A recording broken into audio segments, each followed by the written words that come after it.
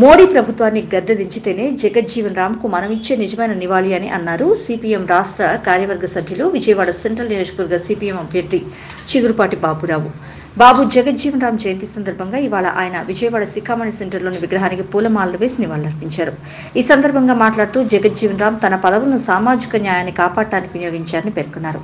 చిన్న వయసులోనే ఆయన కుల వివక్ష ఎదుర్కొన్నారని, చివరి వరకు అట్టడుగు వర్గాల ప్రజల అభ్యున్నతి కోసం కృషి చేశారని కొనియాడారు.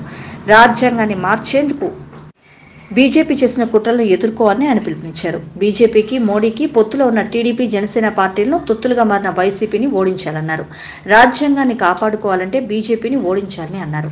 ఈ కార్యక్రమంలో కేవీపీఎస్ రాష్ట్ర కార్యదర్శి అండ్రా మాల్యాద్రి, జిల్లా నగర నేతలు G Nataraj, G Kranti, K Gurumurthy, Sekhar, Banerjee తదితరులు పాల్గొన్నారు.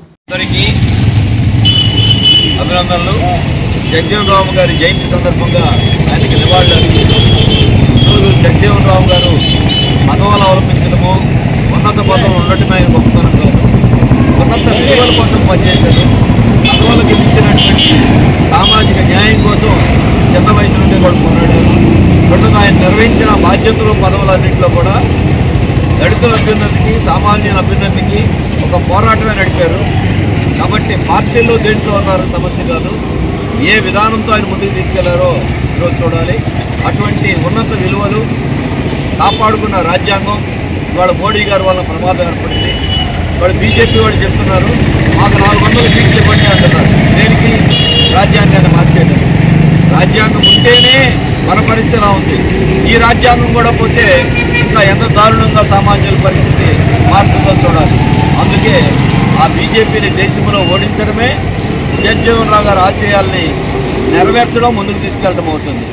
దేశంలో మోడీ గారిని ఎదుర్కోవాలంటే ఈ రాష్ట్రంలో ఉన్నటువంటి వైసీపీ 5 సంవత్సరాల నుంచి మోడీ గారికి భజన చేస్తా ఉన్నారు జగన్మోహన్ రెడ్డి గారు. సామాజిక న్యాయం మోడీ గారు ఉంటే ఉంటుందో, మోడీ గారి ప్రభుత్వం దిగిపోతూ ఉంటుందో వైసీపీ వాళ్ళు తెలుసుకోవాలి. తెలుగుదేశం కుదుర్చుకుంది. ఈ రాష్ట్రానికి డబుల్ ఇంజిన్ సర్కార్ కావాలంట. రెండోది ట్రిపుల్ ఇంజిన్ బలం అంట. పవన్ కళ్యాణ్ కూడా కలిసి ఈ డబుల్ ఇంజిన్ ఏం చేస్తుందంటే ఆంధ్రప్రదేశ్ మరో మణిపూర్ లాగా మార్చడానికి వాళ్ళు కుట్ర పన్నుతున్నారు. మతాల మధ్య చిచ్చు పెడుతున్నారు.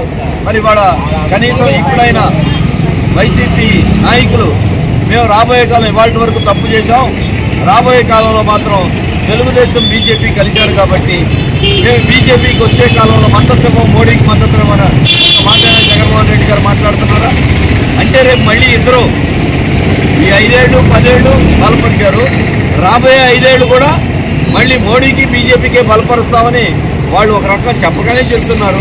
మరి ఇటువంటి తరుణంలో వామపక్షాలు, కమ్యూనిస్టులు, సామాజిక శక్తులు, లౌకిక శక్తులు ఏకమై రాజ్యాంగాన్ని కాపాడుకోవాలి, దేశాన్ని కాపాడుకోవాలి, సామాజిక న్యాయాన్ని కాపాడుకోవాలి, మన రాష్ట్రాన్ని కాపాడుకోవాలి, మన విజయవాడని కాపాడుకోవాలి. అందుకే జగజ్జీవన్ రామ్ గారి జయంతి సందర్భంలో ఈ ఎన్నికలు చాలా కీలకమైనవి. ఈ కీలక ఎన్నికల్లో సముచితమైనటువంటి పాత్ర నిర్వహించి సామాజిక న్యాయం కోసం పోరాడే కమ్యూనిస్టులకు బలం ఇవ్వండి, సామాజిక శక్తులకు బలం ఇవ్వండి, అభ్యుదయ శక్తులకు బలం ఇవ్వండి, లౌకిక శక్తులకు బలం ఇవ్వండి, అనేటువంటి ప్రజాస్వామ్య శక్తులకు బలం ఇవ్వండి అని ప్రజలందరికీ విజ్ఞప్తి చేస్తూ మరోసారి జగజ్జీవన్ రామ్ గారికి ఘనమైన నివాళులు సిపిఎం పార్టీ తరఫున తెలియజేస్తున్నారు.